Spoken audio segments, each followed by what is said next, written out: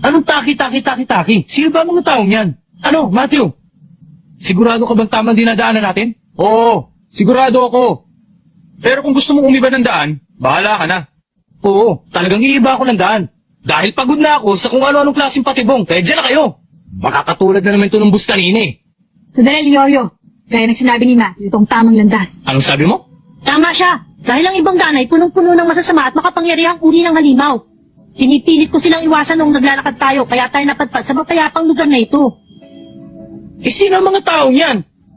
Nasisiguro ko isa na naman itong patibong. Makinig kayo! Hindi ba't pupunta kayo sa mahiwagang mundo? Hindi nyo mararating yun hanggat hindi nyo nalalampasan ang bayan na ito.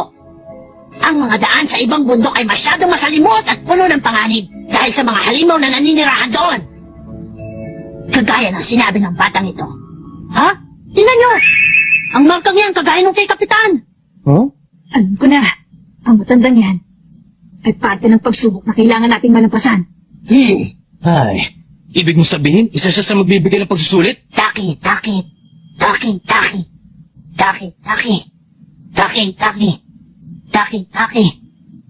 Taki. Bibigyan ko kayo ngayon ng pagsusulit! Ha? Pagsusulit? Ngayon ay ibang uri ng pagsusulit ang ibibigay ko sa inyo. Sasagutin niyo ito sa loob ng 5 segundo. Sakali namang hindi kayo makapasa sa akin, isuko niyo na ang pangarap niyo maging hunter. Sigurado ako. Ito na yung pagsusulit na kumakalat sa bayan. Ang sagot lamang ay bilang na 1 o 2. Sakaling magbigay kayo ng ibang kasagutan na hindi ito mapapayagan. Teka, sandali lang. Isang tanong lang ibibigay mo sa aming 4? Mas mabilis yun, hindi ba? Pero pag nagkamali siya, ay siguradong babagsak din ako. Hindi ba ganun yun? Imposible yon. Dahil maaaring iba ang sagot mo sa sagot ko, kaya wala kang dapat ipag-alala. Pero kapag ang nauna sa atin ay tama ang sagot, siguradong hindi tayo masyado mahirapan. Kaya lang, mahina ako sa pagsusulit eh. Ako mauna. Baka ano pa yung sagot ng mga mokong na yan? Maliwanag ba, Lola? Aba, mukhang malaking tiwala mo sa iyong sarili. Kayang-kaya mo yan. Magkakasundo tayo dyan. Hindi ako maaaring bumagsak sa pagsusulit kasama niya mga walang kwentang yan. Inong Matthew, Patawarin niyo na lang ako. Ginamit ko lang kayo. Dahil sa simula't-simula pa lamang ay hindi ko binalak na maging kabilang sa grupo niyo. Gusto ko lang kasi makasiguro na ligtas ako makakarating sa lugar na ito. Kung utak ang gagamitin, siguradong talo kayo sa akin. Simula sa oras na ito, hindi ko na kayo kailangan. Anong sabi mo? Tumigil ka! pabayaan mo na siya. Mas maganda kung maririnig muna natin ang tanong para magkaroon tayo ng ideya. Oo nga, tama ka rin pero. O ano, tanda, hinihintay mo? Ang unang katanungan, hawak ng masasamang loob ang iyong ina at ang iyong kasintahan. Sino sa kanila ang ililigtas mo? Ang isa, ang iyong ina, o ang pangalawa, ang iyong kasintahan? Ha? Seryoso ba siya? Talagang hindi magkakapareho ang mga sagot namin. Isa itong kalukuhan. Masyado namang yata madali para sa akin ang tanong na binigay niya. Yun ay, Sagutin mo sa loob ng 5 segundo. 5, 4, isa! paano mo naman nasabi yon? Simple lang. Dahil sa buhay ng isang tao, isa lang ang kanyang ina. At ang kasintahan ay maaari mo palitan ng palitan.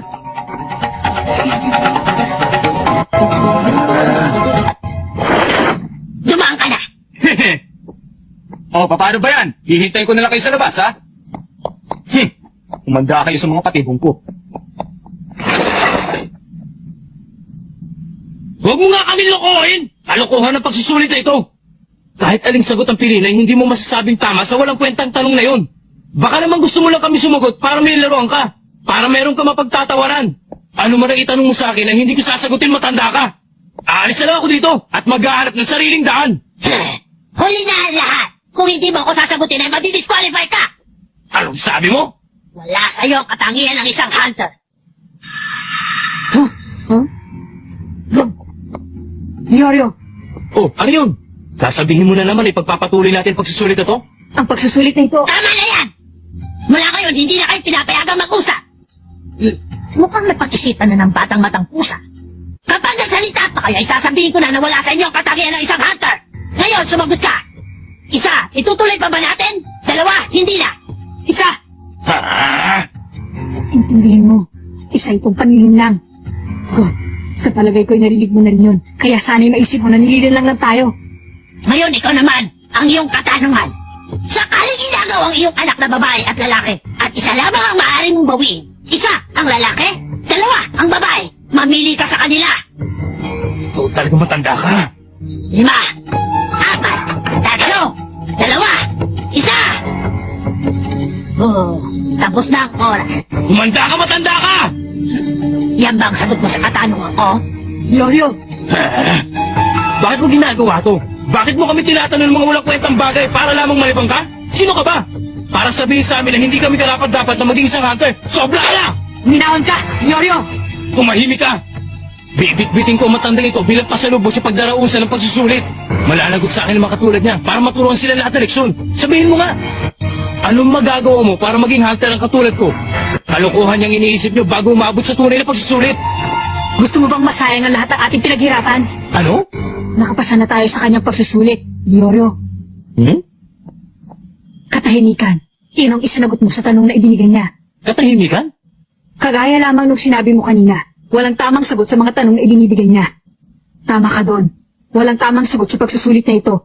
Ang sabi niya ay isa o dalawa lamang isasagot sa mga tanong. Kung ayaw mo namang sumagot ay mabuti pang tumahimik ka na lang. Kung ganun, bakit si Matthew ay... Makalipas ang 10 minuto, narinig ko ang sigaw niya. Malamang ay kinain na siya ng malaking hayop o ng halimaw na may pambihirang kakayahan. Ginamit niya lang tayo nang sa gayon ay marating niya ang sarili niyang katapusan.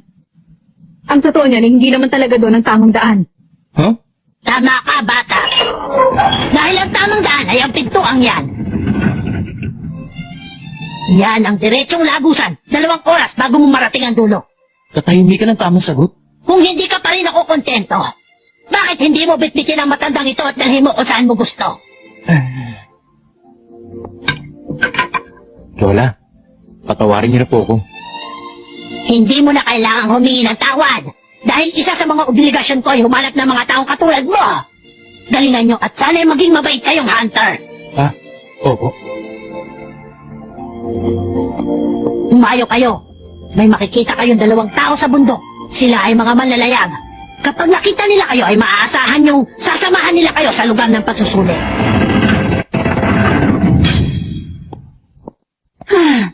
Ang hirap. Hindi ko pa rin talaga alam kung ano yung sagot. Huh? Iniisip mo pa rin hanggang ngayon? Kalimutan mo na yun. Ah, bakit? Dahil tapos na ang pagsusulit. Pasado na tayong 3 sa kanya. Alam ko naman yun eh. Ngayon, Pero, paano kung makaharap tayo sa ganong sitwasyon? Isang tao lang maaari natin sagitin. Sino pipiliin nyo?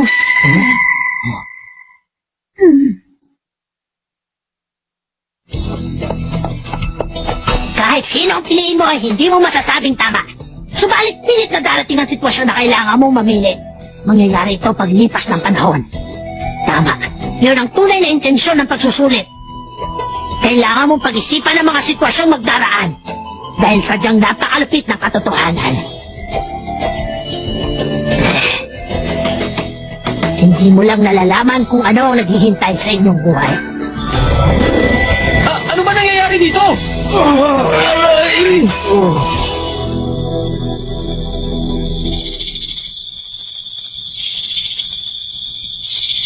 Sige, magmadali kayong lahat.